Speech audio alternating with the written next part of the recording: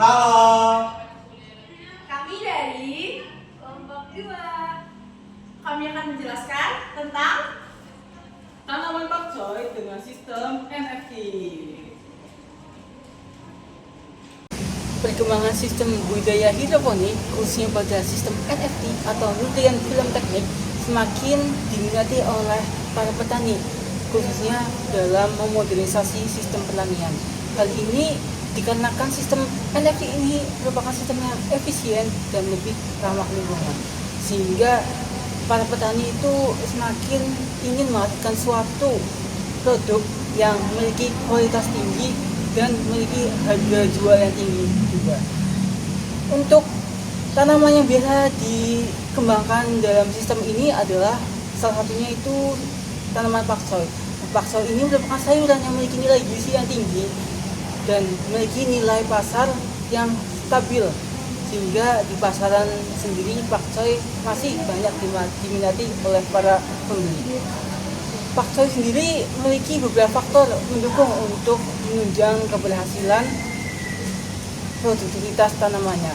Salah satu faktornya adalah faktor agronomis, yang dimana varietas benihnya unggul, kemudian cara budidayanya, dan ada juga faktor lingkungan seperti suhu, cahaya, kelembaban, dan lain-lain. Dan di sini kami akan membahas mengenai pengaruh dari faktor-faktor tersebut, kemudian ada pengertian dari sistem budidaya hidroponik secara NFT, kemudian ada tahapan budidayanya, tahapan budidaya pakcoy ini, dan perbandingan hasil antara budidaya hidroponik dan secara konvensional. Hidroponik adalah sistem budidaya tanaman tanpa menggunakan tanah sebagai media, namun menggunakan air berupa larutan nutrisi. Hidroponik bisa ditumbuhkan pada rumah kaca atau greenhouse agar pertumbuhannya dapat terkontrol dan menghasilkan tanaman dengan optimal. NFT atau nutrient film teknik adalah metode budidaya hidroponik dengan akar yang tumbuh paling dangkal serta larutan nutrisi yang tersirkulasi selama 24 jam melalui pompa yang disambungkan pada listrik. kegiatan budidaya hidroponik diawali dengan perakitan instalasi. Perakitan instalasi sendiri terdiri dari beberapa subkegiatan seperti persiapan alat dan bahan, pembuatan pola, dan perakitan.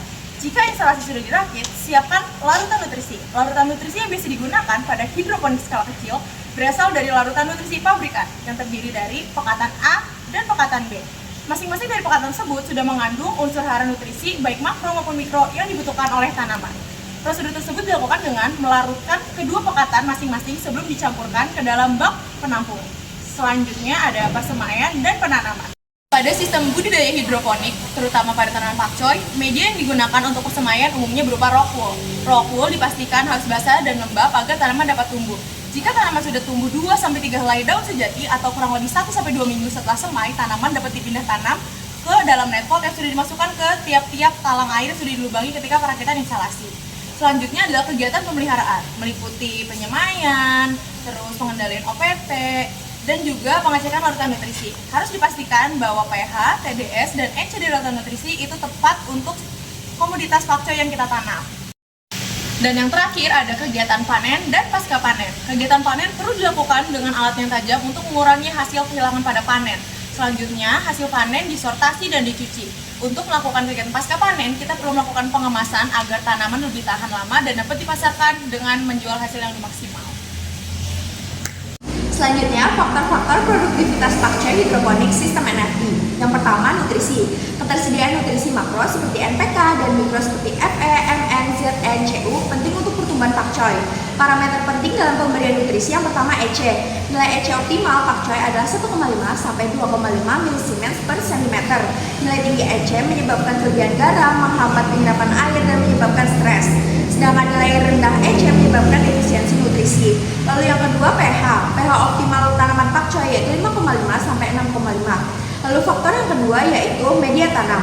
Media tanam yang baik harus memiliki aerasi yang baik, daya serap yang tinggi, dan tidak mengganggu pH larutan.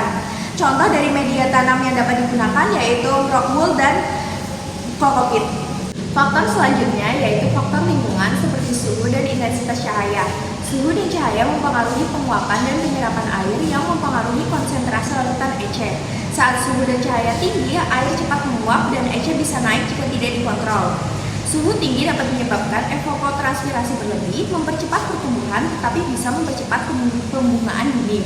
Suhu rendah dapat menghambat metabolisme. Lalu intensitas cahaya.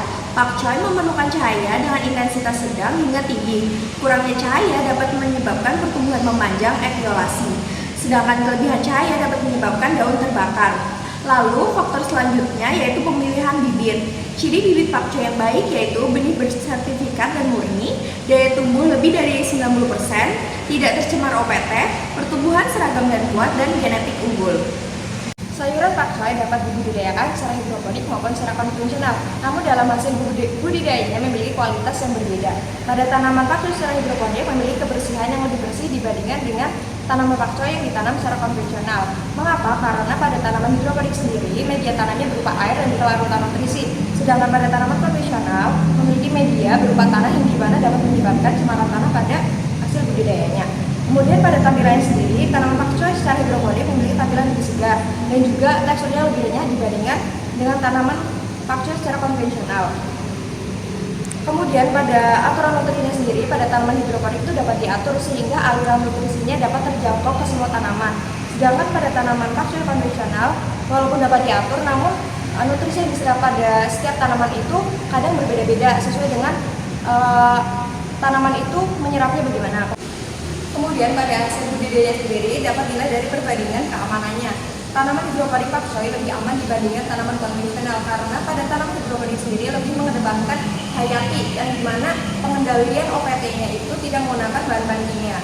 Sedangkan pada pakcoy konvensional itu lebih mengedepankan bahan-bahan kimia sebagai pengendalinya seperti insektisida pada serangga, kemudian pestisida. Sehingga pada tanaman hidroponik sendiri itu memiliki kualitas lebih sehat dibandingkan pada tanaman konvensional.